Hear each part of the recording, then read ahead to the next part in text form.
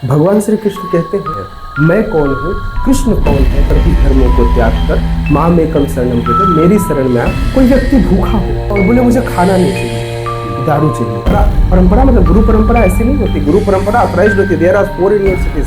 भगवान तो सब कुछ जानते होते, निराकार है, सब जगह है। इसमें कैसे संदेह हो सकता है जब मोहम्मद पैगंबर साहब ने कहा कि अल्लाह, यहोवा, ये सभी कृष्ण है। यहोवा वही बाइबल का ईश्वर है। ठीक है, बिल्कुल। तो क्या कुरान का ज्ञान बिना परंपरा के आ सकता है? नहीं। आप ये कह रहे हैं कि बुद्ध जी भगवान का अवतार नहीं? वो पूर्ण नहीं। ऐसा क्यों पूर्ण नहीं? भगवान भी तो पूर्ण मटेरियलिस्टिक प्लेटफॉर्म और बिल्कुल आत्मा और परमात्मा में कोई भेदनात्मक रूप से दोनों सच्चिदानंद है। तो सभी को जय श्री राम। और जैसा कि आप सभी जानते हैं, आह्वान के द्वारा जो विभिन्न आध्यात्मिक पक्ष हैं, जो धार्मिक विचारधाराएं हैं, ईश्वर के संबंध में जो मत हैं, उनको समाज के समक्ष प्रस्तुत करने का कार्य किया जाता है। और इसी क्रम में आज हम आए हैं रायपुर में। ये इस्कॉन का एक सेंटर है, यूथ फोरम नाम से हमने देखा कि यहाँ पर है। तो हमारे साथ वहाँ के जो प्रतिनिधि हैं वही इस समय विराजमान हैं, आप देख रहे हैं। तो सर्वप्रथम मैं चाहूँगा प्रभु जी, आप अपना एक परिचय दे दीजिए हमारे दर्शकों को। हरे कृष्ण। प्रभु जी ने वैसे तो सब कुछ ही बता दिया है। मेरा परिचय यही है कि मैं भगवान की सेवा करता हूँ और इस्कॉन में एक सेवक हूँ, और सेवक का काम है सेवा करना। प्रभु जी ने कहा वे जो धर्म के स्तर पर काम कर रहे हैं, वे उन लोगों को लोगों के सामने इंट्रोड्यूस करते हैं। तो वे इस्कॉन को भी आज, या इस्कॉन के अलग अलग परिप्रेक्ष्यों को इंट्रोड्यूस करने आए हैं। तो मैं उसी इस्कॉन में एक सेवक के रूप में कार्यरत हूँ। पूरे छत्तीसगढ़ में प्रचार प्रसार का कार्य करता हूँ, ताकि लोग भगवत गीता के ज्ञान से भिज्ञ हो सकें, जान सकें कि क्या है भगवत गीता और क्या है भगवान के दिए गए आदेश हम सबको जीने के लिए। चलिए, बहुत ही अच्छा इन्होंने अपना परिचय दिया, सुंदर था आपका। प्रभु जी, सबसे पहले जैसे कि जब हम बात करते हैं कि इस्कॉन एक स्पिरिचुअल ऑर्गेनाइजेशन है, स्पिरिचुअलिटी फैला रही है, तो इसमें दो चीज़ें आती हैं। एक तो ईश्वर का अस्तित्व और एक धर्म, है ना। तो सबसे पहले हम ये देखते हैं कि धर्म, जब हम कहते हैं कि धर्म क्या है, तो इस्कॉन के अनुसार धर्म की परिभाषा क्या है, वो थोड़ा सा हमें बताएं। श्रीमद् भगवद गीता में भगवान श्री कृष्ण कहते हैं, सर्वधर्मान परित्यज्य माम एकम शरणम व्रज। जब वो कहते हैं ना माम एकम शरणम व्रज, तो यह जो माम एकम शरणम व्रज भगवान कह रहे यही धर्म है। और धर्म को कैसे एक्सप्लेन किया जाए, तो वेद शास्त्र कहते हैं धर्मम तो साक्षात भगवत प्रणीतम, अर्थात जो भगवान कहते हैं वही धर्म है। जी, ये तो बिल्कुल ठीक है। मतलब एक्चुअली एक व्यक्ति के जीवन में धर्म किस प्रकार अंतिम विकल्प के रूप में ख्यापित हो सके, मतलब उपयोगिता। जी, जैसे हमने कहा कि मोटरसाइकिल क्या है, तो हमने बता दिया कि हीरो होंडा है, बजाज है, पल्सर है, तो हमने बता दिया कि वो चिन्हित कर दिया कि क्या है। जी, मगर उसकी उपयोगिता क्या है कि उसके 2 पहिए होते हैं, वो गति तेज कर देती है, जाने में आपको लाभ देती है। तो ऐसे ही धर्म की उपयोगिता वाली जो परिभाषा है वो आप हमारे दर्शकों को बताएं। प्रभु जी, इस्कॉन आज इस जो धर्म के क्षेत्र पर कार्य कर रहा है, वह इस धर्म का प्रचार प्रसार इसलिए चाहता है ताकि व्यक्ति अपने जीवन में इस धर्म को अपना सके। धर्म को अपनाने का कारण यह है कि यह धर्म हमें जीवन जीने की कला सिखाती है। यह बताती है कि किस प्रकार से एक आत्मा परमात्मा के साथ जुड़ सकता है। इस्कॉन का फुल फॉर्म है international society for Krishna consciousness, अर्थात यह इस्कॉन हर जीवात्मा को परमात्मा श्री कृष्ण से जोड़ने का कार्य करती है। मैं कौन हूँ, कृष्ण कौन है और हमारे बीच में क्या संबंध है, इस संबंध को स्थापित करने का कार्य इस धर्म के द्वारा, इस कृष्ण भावनामृत विज्ञान के द्वारा इस्कॉन करती है। जी जी, मतलब कहने का मतलब है कि एक व्यक्ति को धर्म को फॉलो क्यों करना चाहिए। जैसे एक न्यूट्रल व्यक्ति है, वो पूछ रहा है कि मैं क्यों फॉलो करूं, मैं क्यों भगवान की शरण में जाऊं, क्यों मैं फॉलो करूं। तो उसको हम वो कौन सा सिद्धांत दे सकते हैं जिससे कि वो शांत हो सके, उसकी वो जो जिज्ञासा है संतुष्ट हो सके। बिल्कुल। भगवान, मैं उसी श्लोक पर वापस आता हूँ जिस श्लोक से मैंने शुरू किया था। भगवान कहते हैं सर्वधर्मान परित्यज्य, सभी धर्मों को त्याग कर मामेकम शरणम व्रज, मेरी शरण में आ, अहम त्वाम सर्व पापेभ्यो, मैं आपके सारे कार्मिक रिएक्शंस ले लूंगा, मोक्षस्यामि मा शुचा, और तुम्हें जीवन का अंतिम गंतव्य दूंगा। आज समाज में धर्म के जो 4 पैर हैं, चारों पैर, 3 पैर पूर्णतः खंडित है और चौथा पैर आप देखेंगे कि लहूलुहान है। आज कहीं ना कहीं वह सत्य भी डगमगाया हुआ है, वह भी लहूलुहान है। और यह 4 पैर 4 मूल सिद्धांतों के ऊपर आधारित है। इस्कॉन इन 4 सिद्धांतों, इस्कॉन इसे कहता है, ये हमारे बेसिक प्रिंसिपल्स हैं, है ना। इन प्रिंसिपल्स को फॉलो करने को कहता है। सबसे पहला, अवैध संग नहीं करना है। दूसरा, मांसाहार नहीं करना है, इसे आप हिंसा भी कहते हैं। तीसरा, किसी भी प्रकार का नशा नहीं करना है, जिसमें इस्कॉन चाय कॉफी को भी निषेध करता है। और चौथा, जुआखोरी नहीं करनी है, द्यूत क्रीड़ा नहीं करनी है। यह 4 सिद्धांत जो हैं, 4 प्रकार के जो धर्म के पैर हैं, उन पैरों की रक्षा के लिए है। तो यदि व्यक्ति अपने व्यक्तित्व का इस प्रकार से निर्माण करेगा तो निश्चित रूप से वह व्यक्ति अपने जीवन में उस चरम लक्ष्य को प्राप्त करेगा जिसे हम कहते हैं परमात्मा से मिलन, या उसे दूसरे शब्दों में मोक्ष भी कहा जाता है। बिल्कुल जी। मगर जैसे कोई ये कहे कि भाई मुझे मोक्ष नहीं चाहिए, तो फिर हम क्या कहें उसे? कोई व्यक्ति भूखा हो और बोले मुझे खाना नहीं चाहिए, दारू चाहिए, तो ये उसकी स्वेच्छा है। अब वो दारू पी करके अपना किडनी खराब करना चाहता है अपने भूख में, तो यानी कि उसको मोक्ष चाहिए। हर व्यक्ति को, कोई भी व्यक्ति यहाँ पर आता है तो उसका अंतिम गंतव्य ही भगवत प्राप्ति है। अगर वह यह बात नहीं जानता, उसको समझाए कैसे सामने वाले को? हाँ, यह एक बड़ा प्रश्नवाचक चिन्ह है। जी जी। आप देखेंगे प्रश्न, अब मेरा आप मतलब प्रश्न ये है कि जैसे हमने ये माना कि हर व्यक्ति का जन्म ही मोक्ष के लिए हुआ है, वो मोक्ष चाहता है। बिल्कुल। मगर ये हम उसको समझाएं कैसे कि भाई तू थोड़ा सा नादान है, तू जानता नहीं, तेरी जो वास्तविक इच्छा है वो मोक्ष की है, तो वो कैसे समझाएं? बहुत ध्यान से इसे हमें समझना होगा। हर व्यक्ति संसार में दुखी हो, हर व्यक्ति संसार में दुखी है, चाहे वह अमीर हो, गरीब हो, उसके जीवन में खूब सारा ऐश्वर्य हो, या किसी भी प्रकार से हम देखें कि बहुत ऊंचे अहदे पर हो। लेकिन हमने पिछले कुछ सालों का यदि आप ट्रैक रिकॉर्ड देखें तो बड़े बड़े IAS IPS भी डिप्रेशन में जाकर सुसाइड कर लेते हैं। दैट मीन्स जो आज भौतिक सफलता है, इस भौतिक सफलता को हम जीवन का लक्ष्य तो नहीं मान सकते। अगर यह जीवन का लक्ष्य होता तो ये लोग सुसाइड नहीं करते जी, है ना। इस आधार पे अगर अभी मैं आप हम सब यहाँ पर बैठे हैं, क्या हम सब ये कह सकते हैं कि हम पूर्णतः सुखी हैं? हम भी किसी न किसी जीवन के किसी न किसी परिप्रेक्ष्य में उलझनों में उलझ जाते हैं। दैट मीन्स अगर इवन दो धर्म के कार्य करते हुए भी कई बार मेरे अंदर काम, क्रोध, लोभ, मोह, मद, मत्सर्य प्रवेश कर जाता है। जी जी जी, क्योंकि यह माया जगत है जी। तो इसलिए अगर आप व्यक्ति विशेष का विश्लेषण करें तो आपको समझ में आएगा कि इस संसार में हर व्यक्ति दुखी है। तो यदि वह दुखी है तो क्यों दुखी है? क्योंकि वह अपने जीवन में 4 चीजें करता है: आहार, निद्रा, भय, मैथुन। खाता है, सोता है, डर है कि मेरा फ्यूचर में क्या होगा, इसलिए वह अलग अलग गतिविधि करता है, काम करता है, अपना व्यापार बिजनेस करता है और अपने वंश वृद्धि करता है, जिसे आप सेक्स लाइफ कह सकते हैं। तो ये 4 चीजें करता है, लेकिन यह 4 चीजें तो पशु भी करते हैं। Then what is the difference between that animals and us? जी। तो हमें इस अंतर को समझना होगा और लोगों को बताना होगा कि जो सुख आपको नहीं मिला, आपको नहीं पता कि सुख क्या है, आपको नहीं पता कि आनंद क्या है। जैसे मान लीजिए प्रभु जी, मैं आपसे प्रश्न करूं कि प्रभु जी आपको खाने में क्या पसंद है, तो आप क्या कहेंगे? पनीर की सब्जी, खोआ पनीर की सब्जी। आपको खूब भूख लगी हो और आपको शाही पनीर मिल जाए, देन आनंद आ गया। अब मैंने बोला प्रभु जी शाही पनीर का ये दूसरा कटोरा।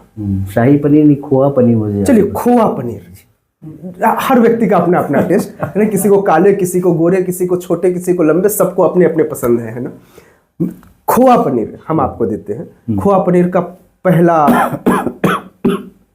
खोआ पनीर का ये पहला कटोरा, देन दूसरा कटोरा, अब तीसरा कटोरा।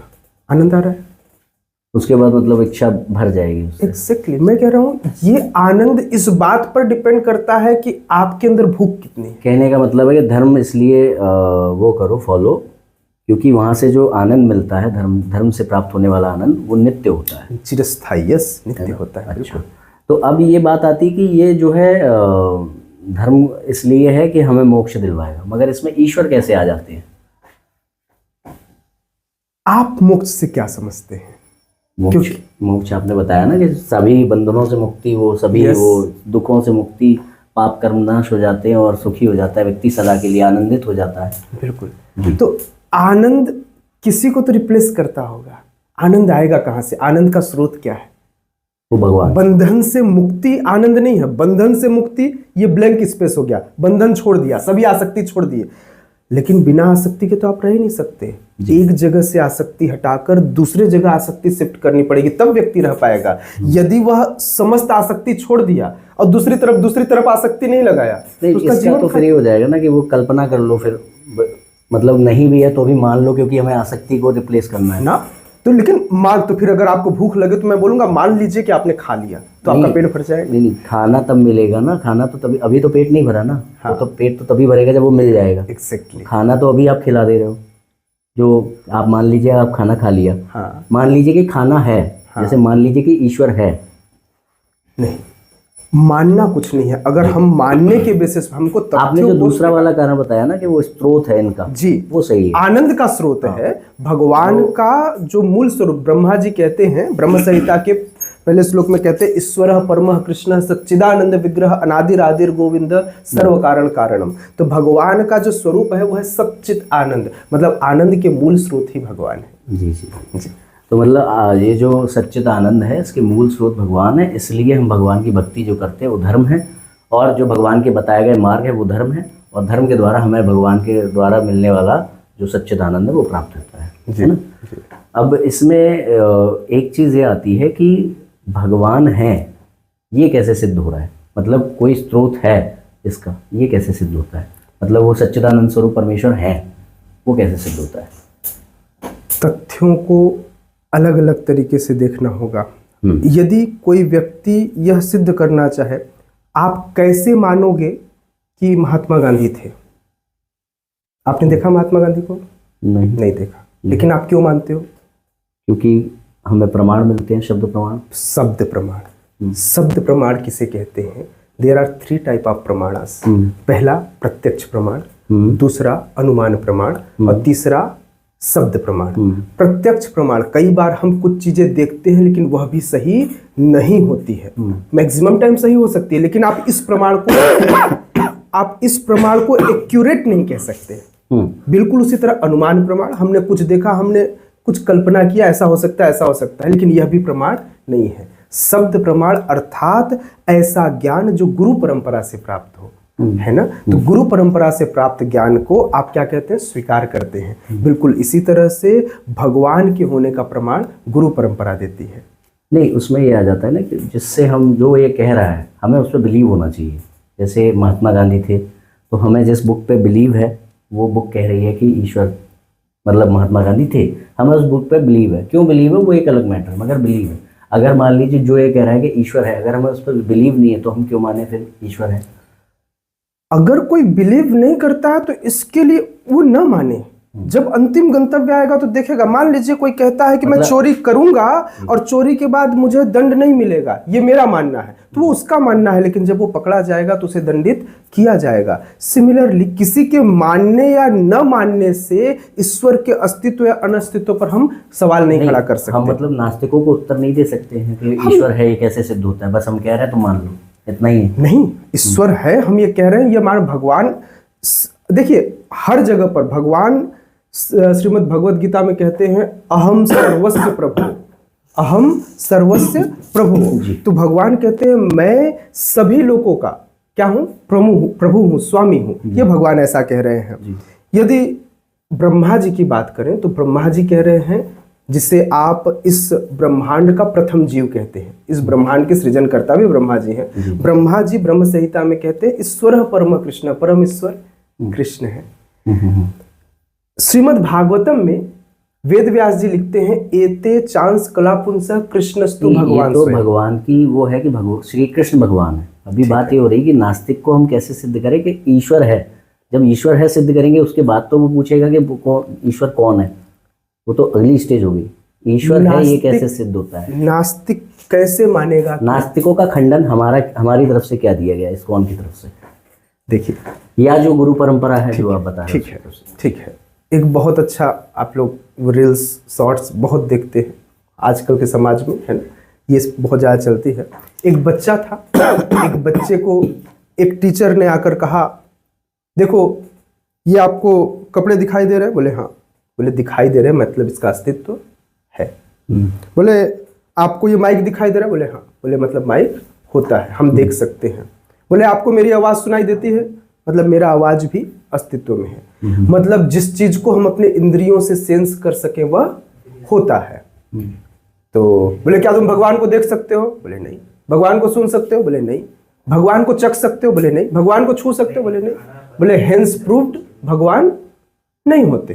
तो बच्चे ने बड़ा अच्छा उत्तर दिया, जो खंडन आप चाह रहे हैं वही खंडन करता हूं। बच्चा ने कहा, सर क्या आप अपना बुद्धि देख सकते हैं, अपना दिमाग देख सकते हैं? बोले नहीं। बोले चख सकते हैं? बोले नहीं। बोले सुन सकते हैं? बोले नहीं। बोले छू सकते हैं? बोले नहीं। बोले हेंस प्रूव्ड आप बुद्धिहीन है। मगर बुद्धि तो निराकार है ना। बुद्धि बुद्धि निराकार नहीं है। अब इसको बुद्धि को निराकार या बुद्धि साकार, फॉर्मलेस है। और हम कह रहे हैं जो भगवान है वो श्री कृष्ण है, वो तो फॉर्म वाले हैं। हाँ। तो इस एग्जांपल से वो मैच नहीं करेगा। बुद्धि इसलिए नहीं दिख रही क्योंकि वो निराकार है, हम इसलिए उसे नहीं छू पा रहे हैं, वो फॉर्मलेस है।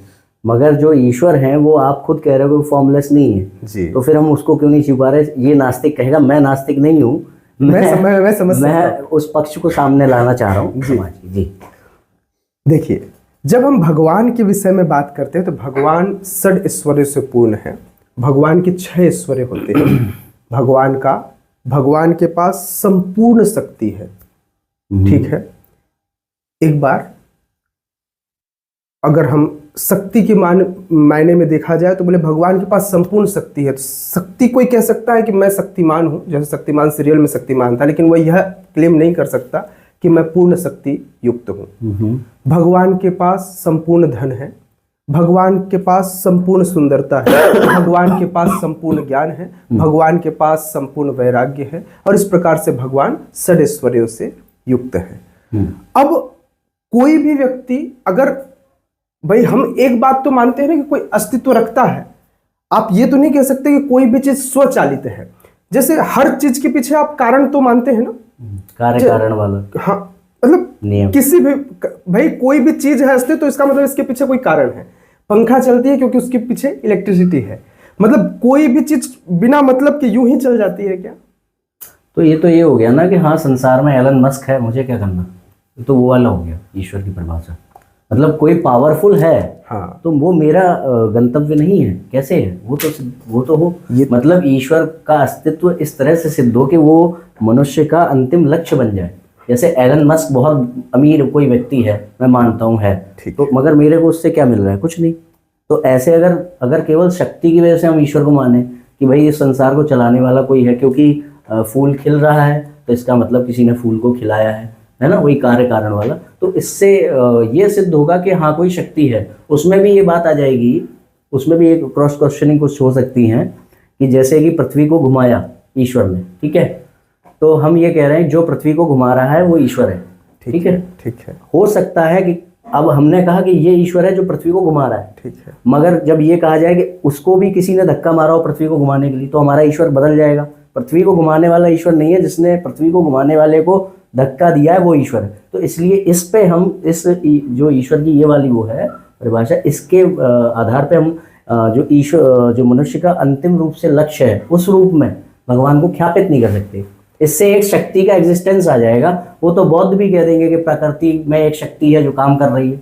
ठीक है ना। ये देखिए, एक चीज समझ लीजिए, किसी भी व्यक्ति को शास्त्र कहता है अश्रद्धालु व्यक्ति को इस महिमा का उपदेश देना मूर्खता है। यदि आप कह रहे हैं समस्त नास्तिकों को यह तोड़ दे दिया जाए तो आज पूरा संसार एक साथ आस्तिक हो जाएगा।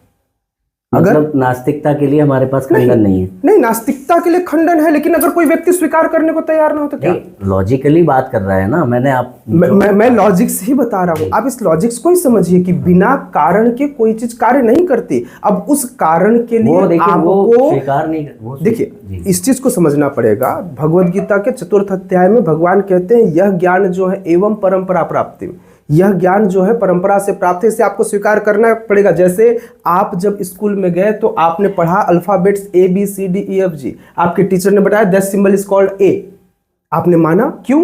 क्योंकि आपने कहा मुझे भरोसा था उस टीचर पर और उस किताब पर।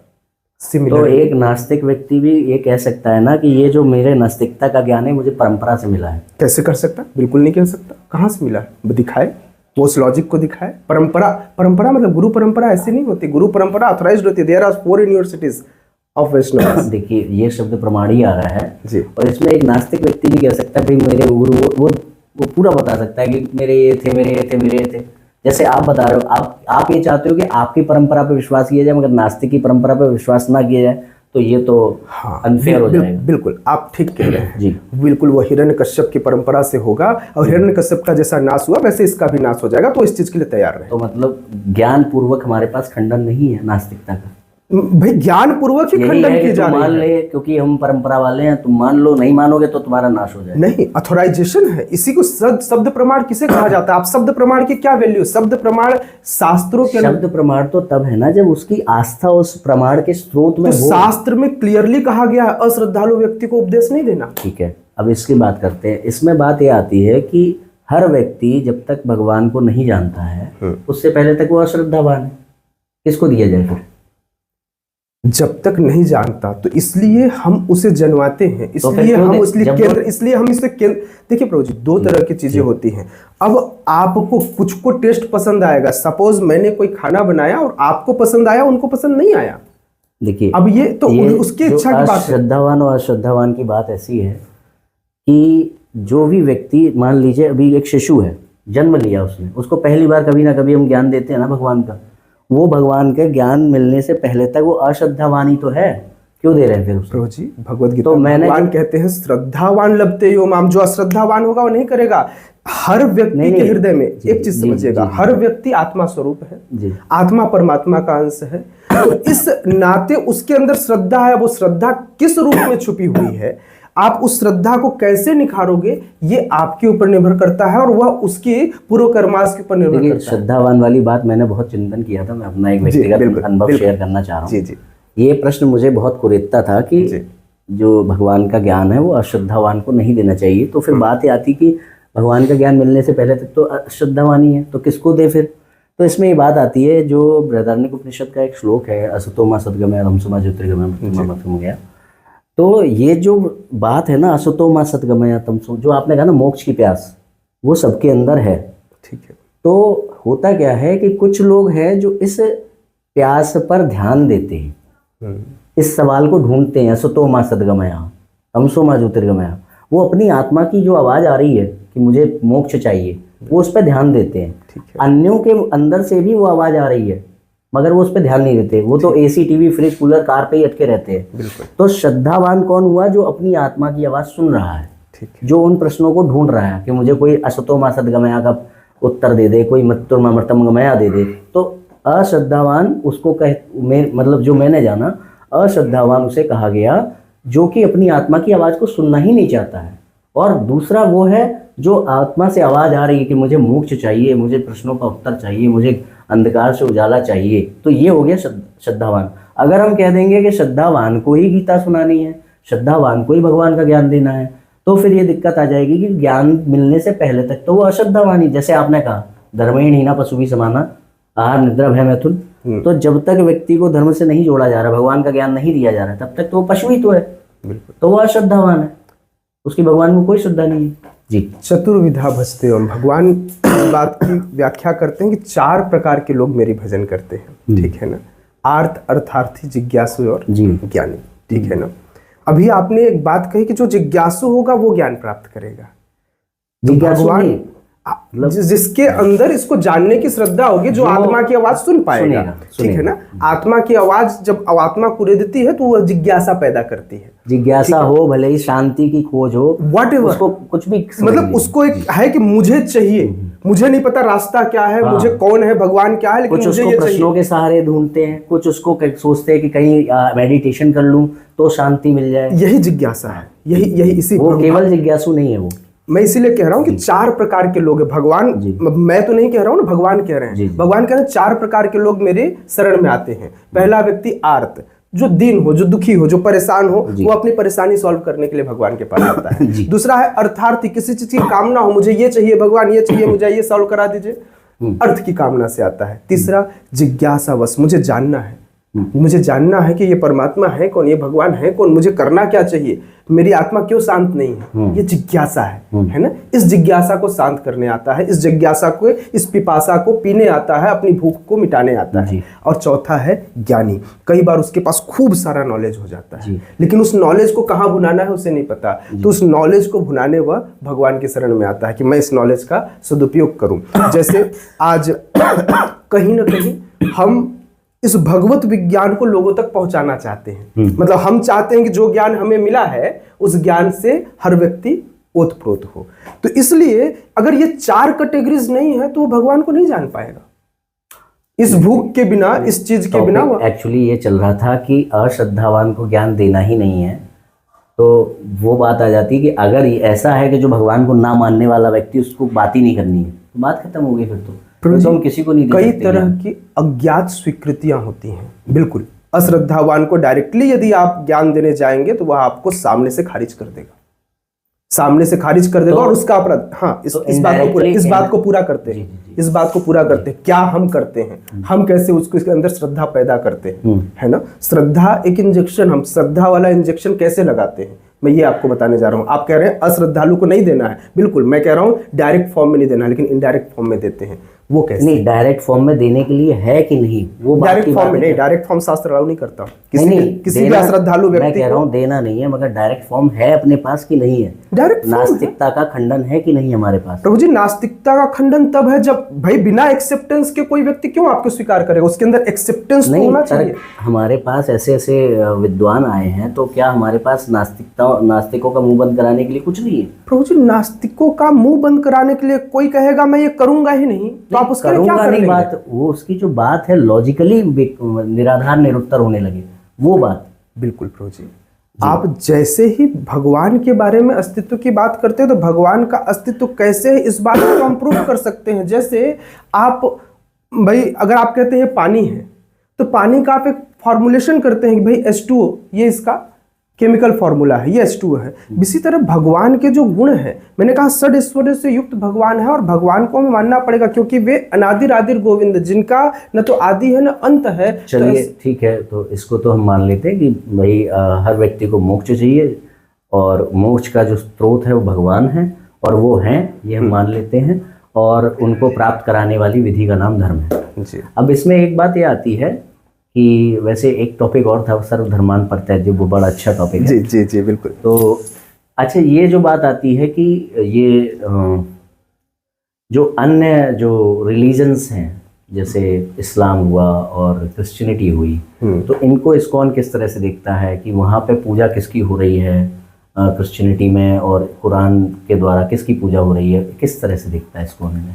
प्रभु जी, हमारे अनुसार, इस्कॉन के अनुसार, पूरा का पूरा यह जो विश्व है ये सनातन धर्मी है, किसी और धर्म का कोई अस्तित्व नहीं है। जिसे हम, क्योंकि धर्म जब शब्द कहते हैं तो सनातन धर्म का मतलब होता है सेवा धर्म, और हर व्यक्ति किसी न किसी की सेवा करता है, किसी न किसी की सेवा करता है। निठारी वाले किसकी सेवा कर रहे थे?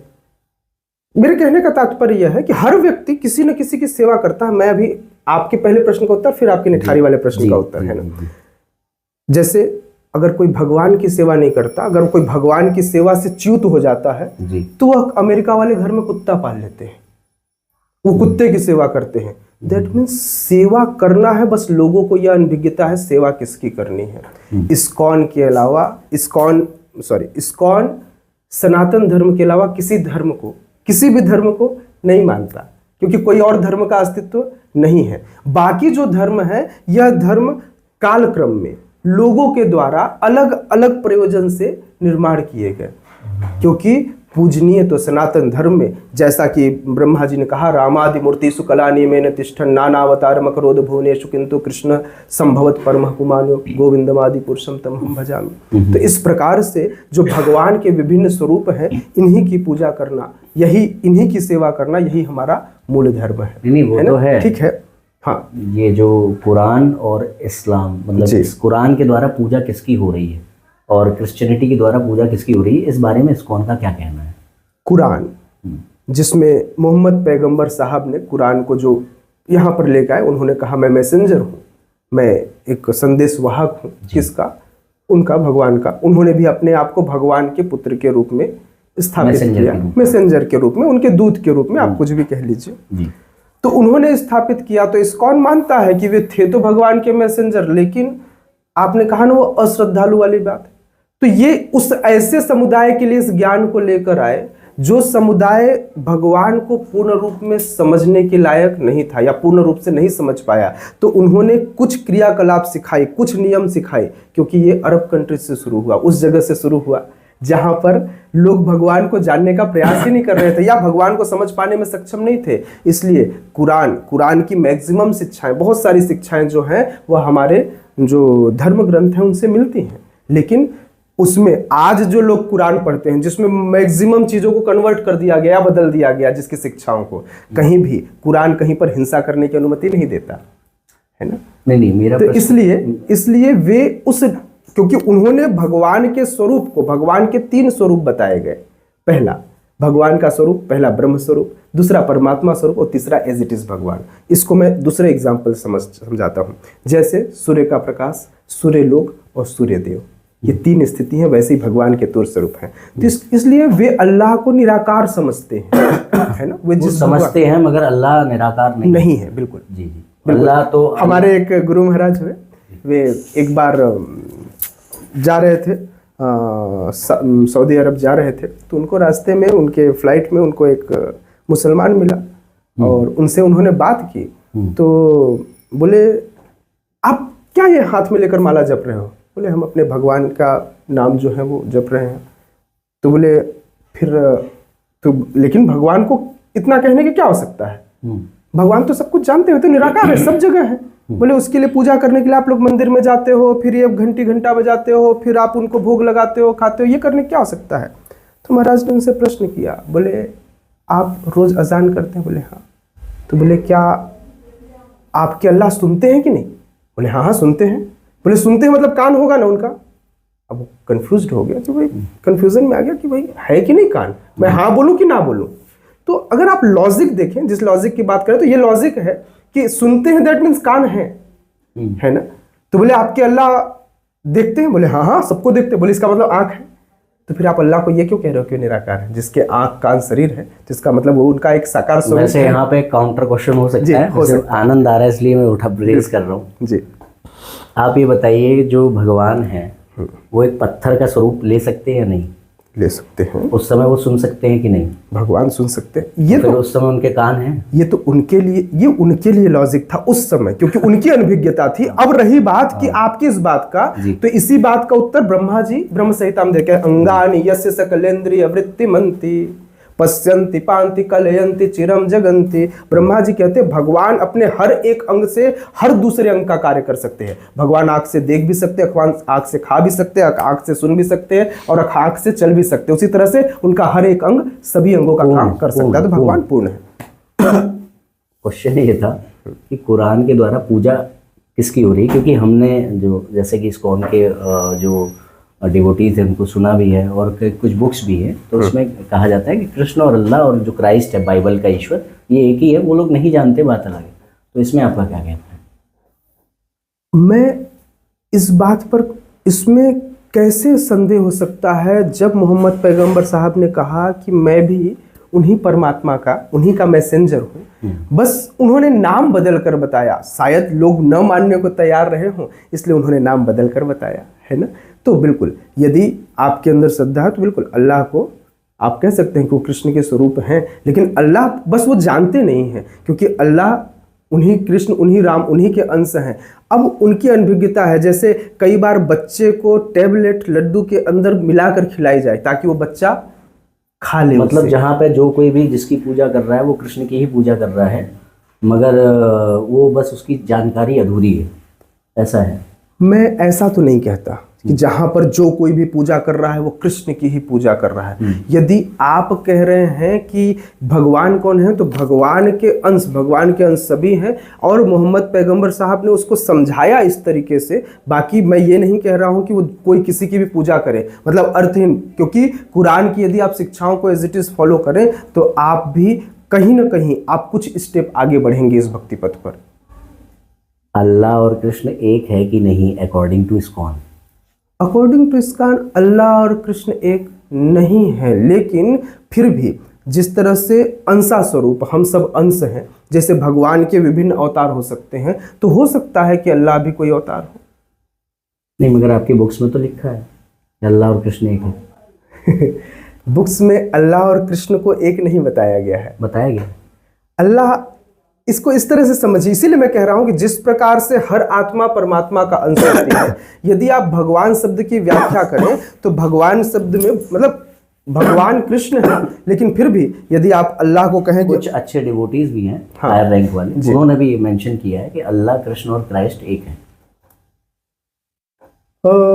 इस तथ्य पर मुझे लगता है कि मतलब मुझे लगता है किताब में श्रीला प्रभुपाद ने ऐसा तो मेंशन नहीं किया। ये पहली बात तो डिवोटीज ने दिया है, और आपकी एक बुक है कृष्ण, वो मैं जानता हूँ, उसमें लिखा हुआ है फ्रंट पेज पे भूमिका शुरू होती है, हाँ, वो आपका छप रहा है, अभी अंदर भी रखी है, हाँ, उसमें लिखा है ऐसा। इसको इसीलिए मैंने कहा इसको किस तरह से समझा जाए। मतलब आप मतलब ये नहीं प्रूफ कर सकते कि ये क्रिश्चियन जो है ये सनातन धर्मी है, या फिर हम ये कहते हैं, हम कहते हैं आपको, अगर ऐसा होता तो हम उनको ये कहते हैं ना कि आप अल्लाह अल्लाह ही नाम लो, आपको बाकी सनातन धर्म फॉलो करने की आवश्यकता तो फिर हम नहीं। ये क्यों कह रहे हैं कि कृष्ण और अल्लाह एक है, क्यों छाप रहे किताब में? ये तो लोगों की श्रद्धा, सबसे पहले लोगों को एज इट इज चीजों को समझाने के लिए। मैंने कहा उनका ज्ञान अधूरा है, लेकिन सनातन धर्म का ज्ञान पूरा है, तो हम कम से कम मतलब उन्हें एक तरीके ऐसा है नहीं, कृष्ण और अल्लाह एक नहीं है, मगर हम लिख रहे हैं।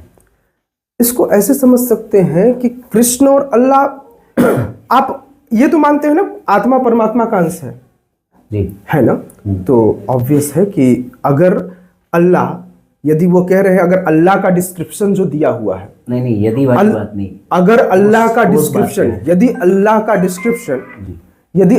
डिस्क्रिप्शन यही है कि वो षडैश्वर्य से पूर्ण है, तो बिल्कुल वो कृष्ण है। भगवान और अल्लाह में वो उसका जो डिस्क्रिप्शन है कुरान में वो नहीं है षडैश्वर्य से पूर्ण। षडैश्वर्य से अगर पूर्ण नहीं है अल्लाह, तो फिर अल्लाह कृष्ण नहीं है। तो फिर आपकी बुक में क्यों लिखा है? और आपके कई जो कमेंट्रीज हैं उसमें दिया गया है कि अल्लाह और कृष्ण एक है, और आपके कई डिवोटीज कह रहे हैं, मैं नहीं कह रहा हूँ कि कह रहे हैं, वो ऐसा क्यों है? पता नहीं प्रभु, ये तो मुझे आप उस तथ्य को देखना पड़ेगा, इसको काट लीजिएगा, है ना। एक मिनट पॉज कर दो तो बुक मंगा लेते हैं। वो बुक मंगा लेते हैं, मैं देख लेता हूँ कि उसमें एग्जैक्टली क्या है।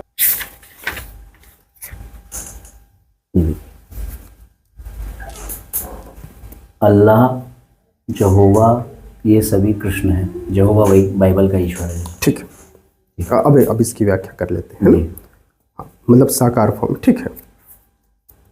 तो इसको पीछे से लेंगे, है ना, जहाँ से अपन, नहीं पहले तो ये है कि लिखा है आपकी। हाँ हाँ हाँ हाँ, ठीक है। नहीं, अब इसको प्रूफ कर लेंगे, अब कोई इशू नहीं है ना। जी ठीक।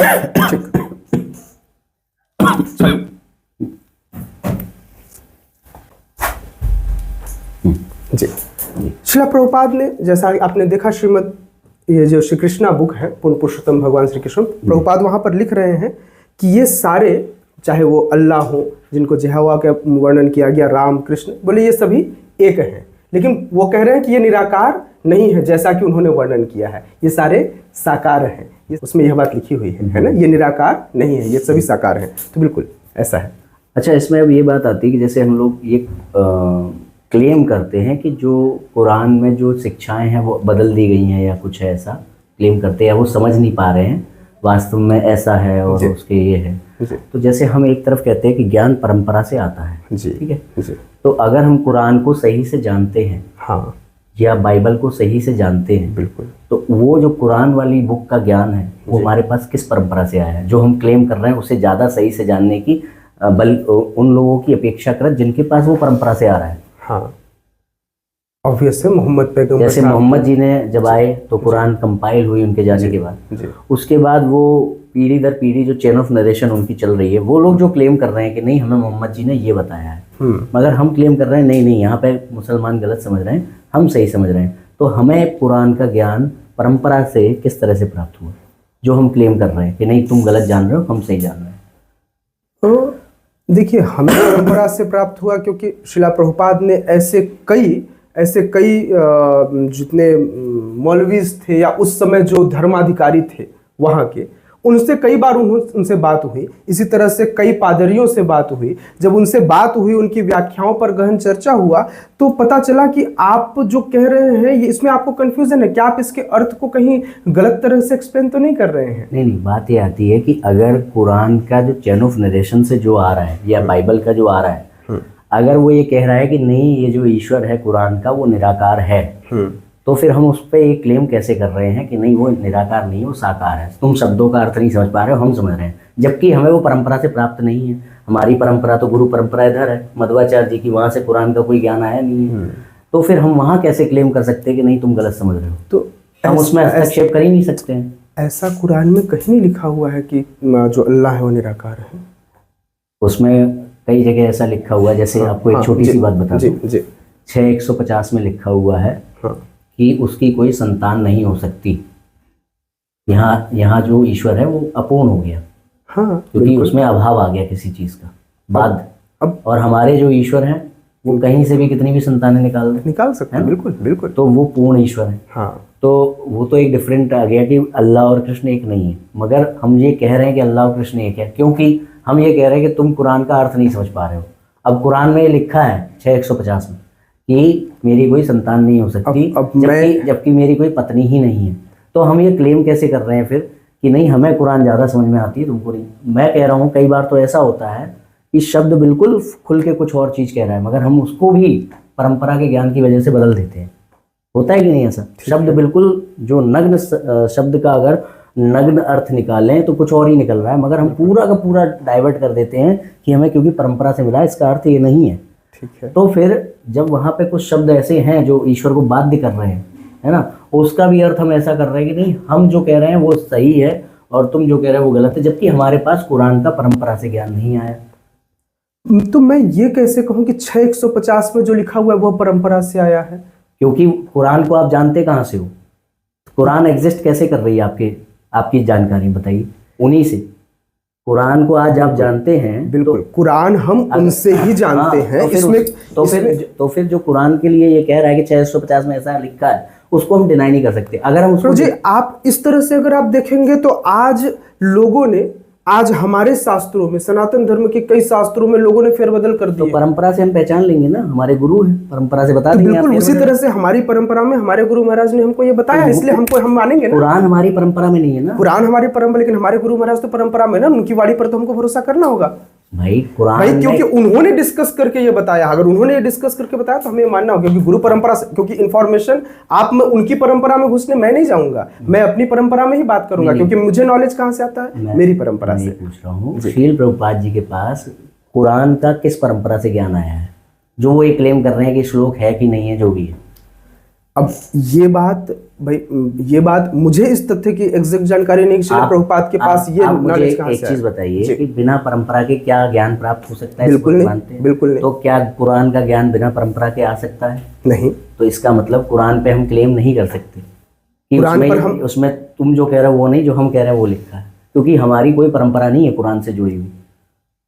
हमें वही मानना पड़ेगा जो कुरान। प्रभु जी एक लाइन पूरी कर लूं। हाँ, जो हमें कुरान दे रहा है उसी पर हमको रिलाई करना पड़ेगा कि भाई तुम जो कह रहे हो 6:150, अगर कुरान को हम एग्जिस्टेंस मानते हैं तो उसकी लिखी हुई वही बातें माननी पड़ेंगी जिससे वो कुरान आ रही है। एग्जैक्टली। अभी मेरे बहुत सारे ऐसे मित्र हैं जो मुस्लिम हैं, या फिर ऐसे इस्कॉन में बहुत सारे फॉलोअर हैं जो कि मुस्लिम से आज सनातन धर्मी हो गए हैं। जी। ठीक है ना।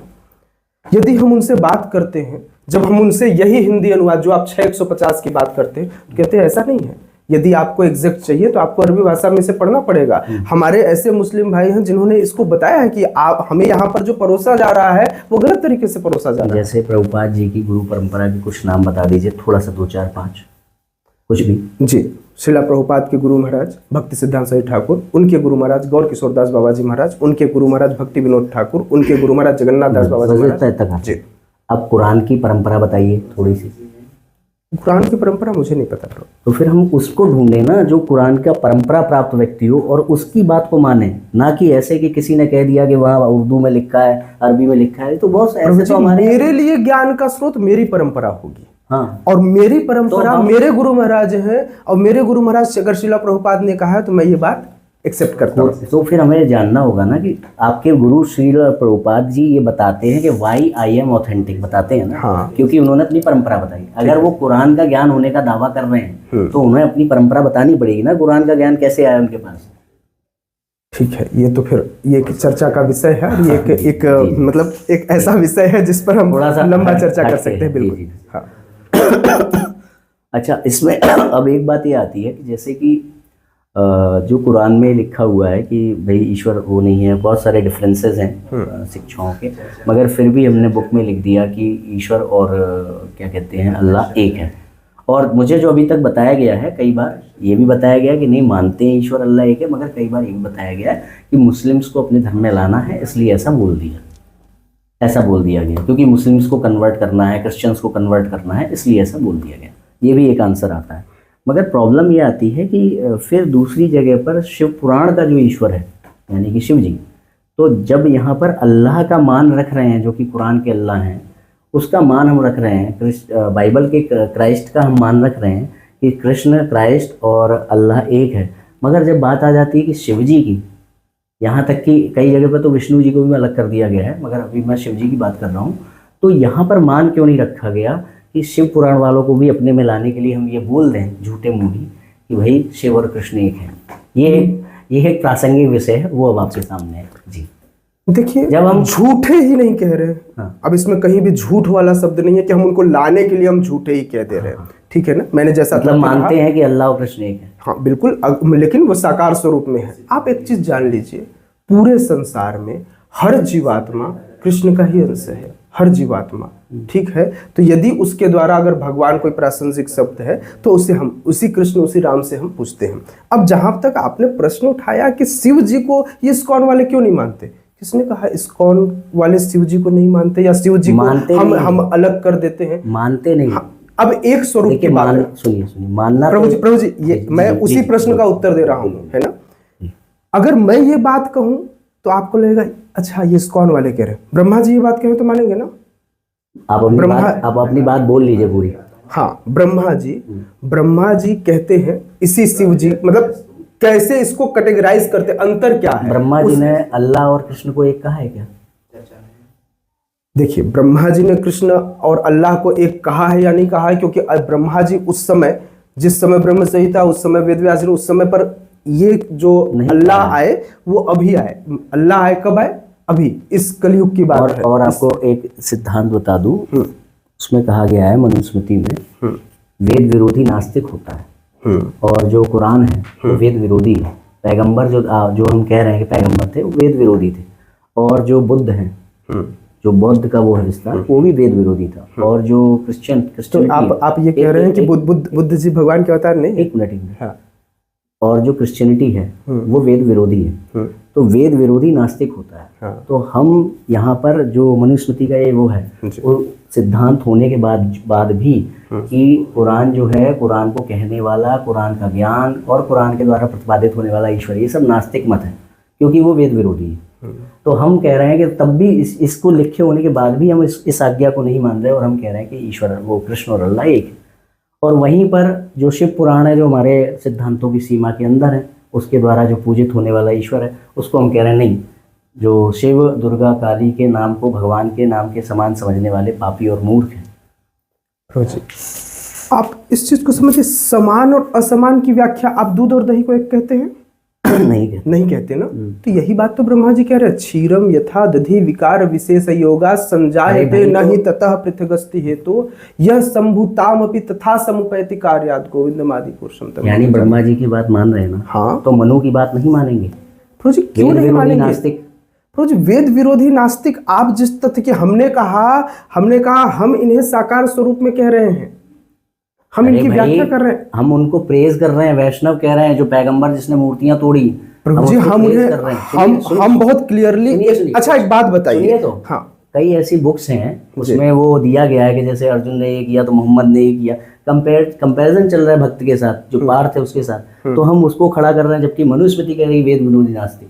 पहली बात। अच्छा, जो आपने वो कहा ना दूध दही वाली बात, ब्रह्मा जी वाली, ब्रह्मा जी ने ये कहा, तो इसमें एक वो निकल के आता है कि हम कहते हैं कि हमारे ईश्वर पूर्ण है, जिसको हम मानते हैं।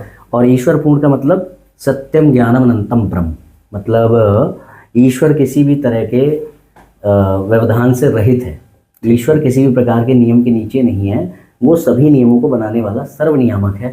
ठीक है, यानी कि दुनिया का कोई भी ऐसा कार्य नहीं है जो हमारा ईश्वर नहीं कर सकता। बिल्कुल, ईश्वर सर्व सामर्थ्यवान है। अब हम कह रहे हैं कि जिस प्रकार दूध से दही नहीं बन सकता, दूध से दही बन सकता, जिस प्रकार दूध से तो दही बनता है पर दही से दूध नहीं बन सकता, उसी प्रकार कृष्ण तो शिव बनते हैं मगर शिव से कृष्ण नहीं बनते। तो यहाँ पे शिव कौन बने? शिव एक एक्सपेंशन है श्री कृष्ण की, तो यानी कि कृष्ण ही शिव बने, मगर शिव बनने के बाद वो बाधित हो रहे हैं। दूध दही बनने के बाद वापस इसलिए अपनी फॉर्म में नहीं आ पा रहा है क्योंकि वो बाधित है, वो पूर्ण नहीं है, अभावग्रस्त है। और हमारे ईश्वर तो पूर्ण है, तो शिव के रूप में आकर के वो बाधित कैसे हो जा रहे हैं? तो ये एग्जाम्पल सेट नहीं हो रहा है पूर्ण ईश्वर पर। तो जी अब इसको इस तरह से हमें समझना चाहिए, क्योंकि जब हम भगवान की बात करते हैं या हम ईश्वर की बात करते हैं तो भगवान के 3 गुणावतार हैं। भगवान के 3 गुणावतार, सतगुण अवतार में जिसमें आप विष्णु जी, रजोगुण अवतार में आप ब्रह्मा जी और तमोगुण अवतार में आप शिव जी को देखते हैं। इस तरह से 3 अवतार हैं। अब जब भगवान के हम इन अवतारों को अलग अलग स्वरूपों में देखते हैं और हम इसको समझने का प्रयास करते हैं, तो अगर ब्रह्मा जी ये बात कह रहे हैं तो आप इसमें मेरे तत्व, क्योंकि कह रहे हैं कि शिव जी हैं कौन, शिव जी को परिभाषित कर रहे हैं ना ब्रह्मा जी, कह रहे शिव जी बने कैसे, शिव जी कैसे हुए। देखिए ऐसा है कि कई बार हमारे ग्रंथों में बात जो लिखी प्रभु जी ये अपनी अपनी अंडरस्टैंडिंग नहीं, ये अंडरस्टैंडिंग आपकी है, मेरी अंडरस्टैंडिंग। बात तो आपने सुनी नहीं तो अंडरस्टैंडिंग कैसे कह रहे हैं? बात तो सुनिए। हाँ, ऐसा है कि कहीं कहीं पर अनन्यता का भाव लाने के लिए जो आपका ईस्ट है उसमें आपकी अनन्यता का भाव आ जाए, इसलिए ऐसे कुछ वचन आते हैं जिससे कि वो आपकी अनन्यता को पोषित करे। जैसे कि आपकी भगवत गीता में प्रभुपाद जी लिख रहे हैं कि सिर्फ कृष्ण ही ऐसा कह सकते हैं कि वो पूर्ण ऐश्वर्यवान है। 2.2 ब्रह्मा विष्णु, ब्रह्मा शिव, नारायण भी पूर्ण ऐश्वर्यवान नहीं है। अब ये बताइए क्या नारायण को पूर्ण ऐश्वर्यवान मानते हैं कि नहीं मानते? नहीं मानते। मतलब नारायण भी पूर्ण भगवान नहीं है? नहीं, अंतर है उनमें और कृष्ण में। जी। अच्छा जी, तो मुझे तो अभी तक यही बताया गया था कि वो रस की दृष्टि से कह दिया गया है वहां पर। अब जिसने बताया, मतलब विष्णु भी कृष्ण से कमतर है। बिल्कुल। अच्छा, तो कितने तत्व हैं फिर दुनिया में टोटल? हमें पता था जीव जगत जगदीश्वर, अभी एक विष्णु तत्व और आ रहा है अलग से। जी, देयर आर 3 तत्वास, है ना, विष्णु तत्व, मतलब कुल मिला के शिव तत्व और जीव तत्व, शक्ति तत्व, ये एक चैप्टर अलग खुल जाएगा। पहले जो चल रहा था वो खुल जाए जी। कि पहली बात तो ये कि इस्कॉन के अनुसार जो विष्णु भगवान है वो कृष्ण भगवान से कम शक्तिशाली है, कम है। इसको आप ऐसा समझिए, इसको हम विस्तार कहते हैं, है ना। जब क्योंकि कृष्ण जो है इनको परम ईश्वर कहा गया है, कृष्ण से जब विस्तार होता है तो उस विस्तार के बाद कृष्ण से संकर्षण आते हैं। अब उस संकर्षण से विस्तार के बाद 3 प्रकार के विष्णु हैं, कारणोदक्षाय विष्णु, गर्भोदक्षाय विष्णु और क्षीरोदक्षाय विष्णु।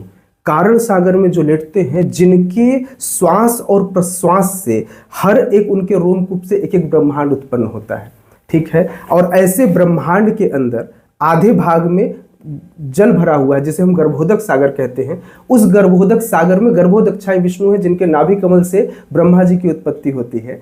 और ये गर्भोदक्षाय विष्णु जिनसे ब्रह्मा जी की उत्पत्ति हुई, और इसी ब्रह्मांड के अंदर, इस ब्रह्मांड के अंदर जो क्षीर सागर है, उस क्षीर सागर में क्षीरोदक्षाय विष्णु है जो परमात्मा स्वरूप में हर जीव के अंदर जाकर प्रवेश करते हैं। तो यदि ये विस्तार है, तो अगर आप इसको मैथमेटिकली दृष्टि से देखें, है ना, हम जब इसको मैथमेटिक्स की दृष्टि से देखते हैं, तो अगर 100% अगर हम ऐश्वर्य को देखें या क्वालिटी को देखें, जिसको हम कृष्ण कह रहे हैं, तो जो सभी के अंदर मैथमेटिकली कुछ परसेंट की कमी आती है, इसलिए हम समान नहीं कर रहे हैं। लेकिन इसको हम मात्रात्मक रूप से भिन्न कर रहे हैं, गुणात्मक रूप से भिन्न नहीं कह रहे हैं। तत्व सेम है, विष्णु, सारे विष्णु तत्व हैं। मैं कह रहा हूँ कि जो सब काम कृष्ण कर सकते हैं वो सब कार्य विष्णु कर सकते हैं, कुछ एक आध कम है। जिस प्रकार से कलाओं में अंतर होता है, उसी प्रकार से मात्रात्मक रूप से बिल्कुल अंतर है, बिल्कुल मतलब कम कुछ है। कार्य हैं जो विष्णु कम कर सकते जी, हैं। जी, अब दिक्कत ये आती है, जी, आपने कहा कि शिव जो श्री कृष्ण ही विष्णु बन रहे हैं, हाँ, ठीक है, हाँ। तो बात ये आती है कि श्री कृष्ण विष्णु के रूप में वो सारे कार्य नहीं कर सकते, तो ये बाधित हो गया ना, ईश्वर रूप उसने बदला तो बाधित हो गया। देखिए गुरु जी, इसको कैसे समझना चाहिए? आप कह रहे हैं कोई कार्य नहीं कर सकते, ये उनका अपना एक लेवल है, वो उनका अधिनियम है जिसमें हम प्रवेश करने का प्रयास कर रहे हैं। हम जिस प्रकार से राम जी ने अपनी मर्यादा बनाई, जिस प्रकार से कारणोदक्षाय विष्णु के रोमकूपों से ब्रह्मांड निकल रहा है, वो गर्भोदक्षाय विष्णु के रोमकूपों से नहीं निकल रहा है। जिस प्रकार से जो काम मोदी जी कर सकते हैं, प्रधानमंत्री जो ऑर्डर पास कर सकते हैं, वो उनके बाकी मंत्रीगण नहीं कर सकते। तो हर व्यक्ति के पास अपनी एक अथॉरिटी है, एक परम सत्ता है। नहीं, पहले इसको समझिए, है ना, एक राजा की एक परम सत्ता होती है और परम सत्ता के अंदर ही सारा कार्य होता है ना। तो उस कार्य को इस तरह से एक एग्जांपल दिया कि मोदी जी जो कार्य कर सकते हैं वो उनके जो असिस्टेंट्स हैं वो नहीं कर सकते, उनके जो और पार्टी के जो थोड़ा सा नीचे वाले लेवल पे कार्यरत है वो नहीं कर सकते, क्योंकि मोदी जी वो नहीं बन रहे हैं। मगर यहाँ पे कृष्ण ही विष्णु हैं, विष्णु ही शिव हैं, तो फिर वो कैसे नहीं कर पा रहे हैं? मोदी जी इसी को कार्य कहते हैं। मुझे मोदी जी पूर्ण नहीं है, मगर हमारे कृष्ण पूर्ण हैं। जैसे हमारे जैसे आपने कहा ना कि उनका कान भी सब कुछ कर सकता है, उनका नेत्र भी सब कुछ कर सकता है, क्योंकि वो हर जगह से पूर्ण है। बिल्कुल ऐसा नहीं है कि वो हाथों से ही कुछ करना चाहेंगे तभी करेंगे। बिल्कुल बिल्कुल। तो फिर उसी प्रकार से अगर वो पूर्ण है तो जब वो विष्णु बन जाएंगे तो वो कम थोड़ी ना हो जाएंगे, उतने ही रहेंगे। पूर्ण तो पूर्ण है। और दूसरी बात, आपने जो शब्द प्रमाण की बात कही, विष्णु भगवान के लिए भी ये सब कुछ आया है, सच्चिदानंद स्वरूप सब कुछ, विष्णु सहस्त्र नाम है पूरा का पूरा, सब कुछ है, प्रमाण भी है, मतलब शिव जी के लिए भी है और विष्णु भगवान के लिए भी है, राम जी के लिए भी है।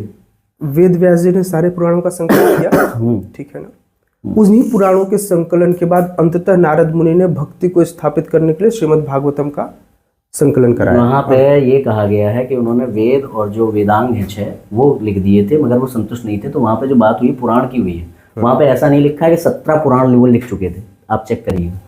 वहाँ पे जो मैंने वो टेक्स्ट पढ़ा है, वहाँ 17 पुराण का नाम नहीं लिया है। उन्होंने कहा है कि अभी वो संतुष्ट नहीं है, उन्होंने वेद वेदांग लिख लिया है, महाभारत शायद लिख लिया है, मगर वो पुराण का नाम नहीं लिया उन्होंने कि पुराण भी लिख लिया है। पहली बात। दूसरी बात ये है, ये भी हम प्रूफ करेंगे, है ना, क्योंकि जितना मैंने पढ़ा है मेरे हिसाब से उन्होंने सब कुछ रचना कर लिया। अंततः उन्होंने श्रीमद् भागवतम की रचना की, जब वो संतुष्ट नहीं हुए, जब उनको आज्ञा मिली। ऐसा ही यही ये शब्द वहाँ नहीं है कि उन्होंने पुराण लिख लिए थे 17, ये शब्द वहाँ नहीं है। ठीक है, इन शब्दों की भी हम व्याख्या करेंगे, है ना, क्योंकि श्रीमद् भागवतम में इसका वर्णन है, मैंने देखा है वो जो कहा जाता है। हाँ, ठीक है। अच्छा, इसमें एक दूसरे तरीके से हम लोग अन्वेषण कर सकते हैं। हाँ। जैसे रामो विग्रहवान धर्म, ठीक है, श्री राम धर्म का साक्षात स्वरूप है। श्री राम ने जो किया वो सब सत्य है, वो सब धर्म है, हमें करना, ठीक है, जो भी हम कर सकते हैं जो हमारी सामर्थ्य में है। अच्छा, अब बात ये आती है कि श्री राम जो हैं वो गायत्री मंत्र का जप करते हैं जी। और गायत्री मंत्र का जप करने के द्वारा जो भगवान शिव के लिए भी आया है, तो क्या वो गायत्री मंत्र के द्वारा किसका जप कर रहे हैं? पहली बात ये आती है जी, किसका जप कर रहे हैं आप बताएं? पूर्ण ब्रह्म का। देखिए, पूर्ण मतलब अपना ही कर रहे हैं, वो भी तो पूर्ण ब्रह्म ही है। प्रभु जी, अगर आप राम जी की बात कर रहे हैं तो राम जी की बात तो आपको माननी पड़ेगी ना। वही राम जी माता पार्वती को श्रीमद् भागवतम सुनाते हैं ना, वही उन्होंने ही इसको स्थापित किया। श्रीमद् भागवतम में ही लिखा है कि वो जो गायत्री के द्वारा जो जिनका वर्णन हुआ है वो शिव हैं। श्रीमद् भागवत में ही लिखा है, 8वां स्कंद है और 7वां अध्याय है, 30 श्लोक वगैरह है। प्रभु जी गायत्री, जिसमें जिस गायत्री की आप बात कर रहे हो ब्रह्म गायत्री है। इस तरह से ब्रह्म गायत्री, गोपाल गायत्री, काम गायत्री, गोविंद गायत्री, जो गायत्री की मैं बात कर रहा हूँ, भूर्भुवः स्वः सत चित आनंद, इसे ब्रह्म गायत्री कहते हैं। हाँ, पूर्ण ईश्वर की बात हो रही है। पूर्ण ईश्वर, तो वो अपना चिंतन क्यों कर रहे हैं? अगर वो गायत्री कर रहे हैं, इसका मतलब किसी का चिंतन कर रहे हैं ना। किसका चिंतन कर रहे हैं? पूर्ण पुरुषोत्तम का चिंतन कर रहे हैं, कृष्ण का चिंतन कर रहे हैं। तो कृष्ण वही तो हैं। कृष्ण और राम में अंतर है प्रभु जी। अगर आप फिर से मैं ब्रह्म संहिता में आता हूँ, उसमें ब्रह्मा जी कह रहे हैं रामादि मूर्तिषु कला नियमेन तिष्ठन् नानावतारम करोद भुवनेषु किंतु कृष्ण संभवत परमः पुमान्यो गोविंदमादि पुरुषम तमहं भजामि। अगर ब्रह्मा जी यह बात कह रहे हैं, कह रहे राम, ब्रह्मा जी वाल्मीकि रामायण में कह रहे हैं स्वयं प्रभु आप।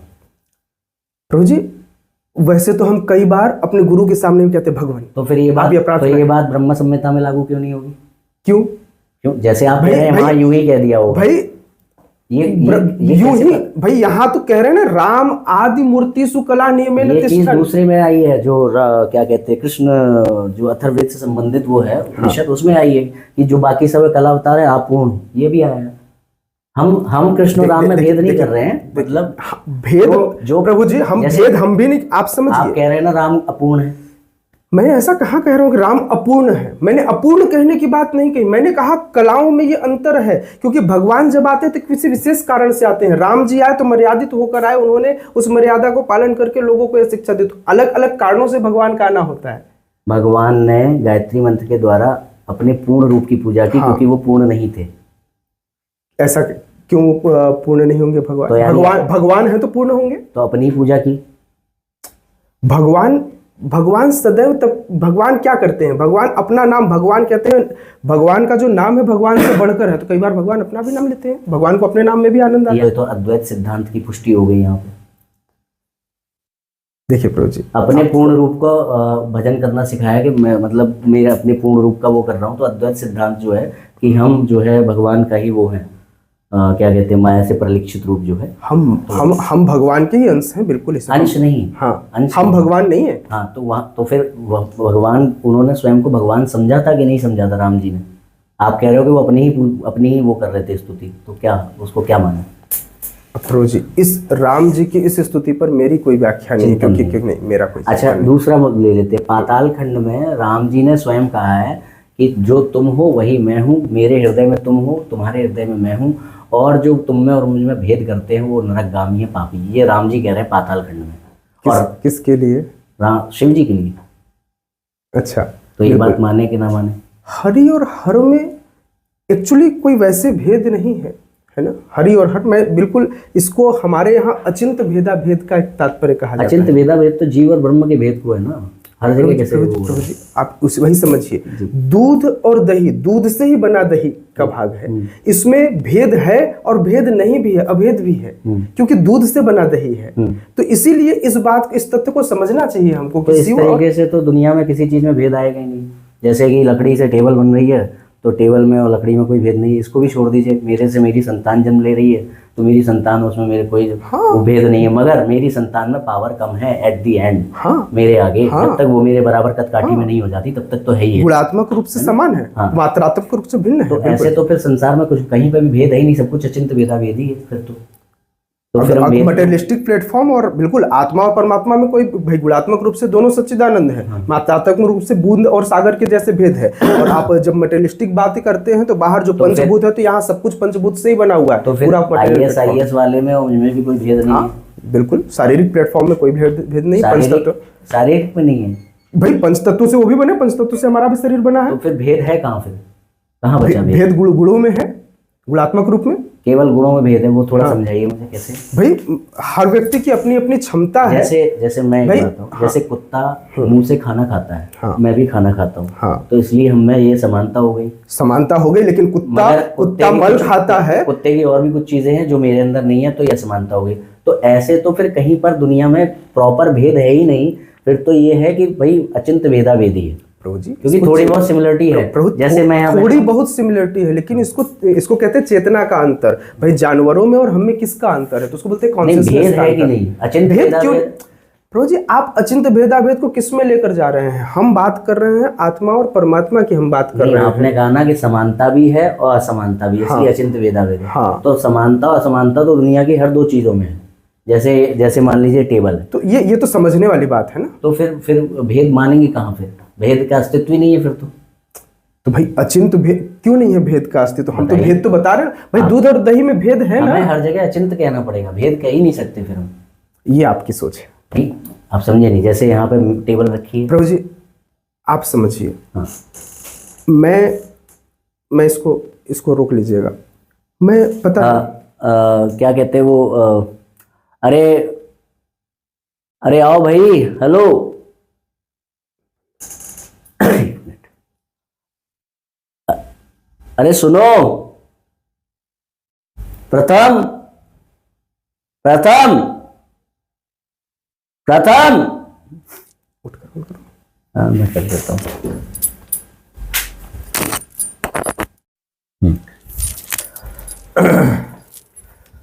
तो चलिए कोई नहीं, फिर हम प्रभु जी से नेक्स्ट टाइम चर्चा करेंगे। अभी प्रभु जी को कहीं जाना है और उन्हें विलम्ब हो रहा है, जैसा कि उन्होंने बताया। और कुछ ऐसी बातें भी हैं जो प्रभु जी ने उन पर चिंतन मनन नहीं, श्रवण नहीं किया है।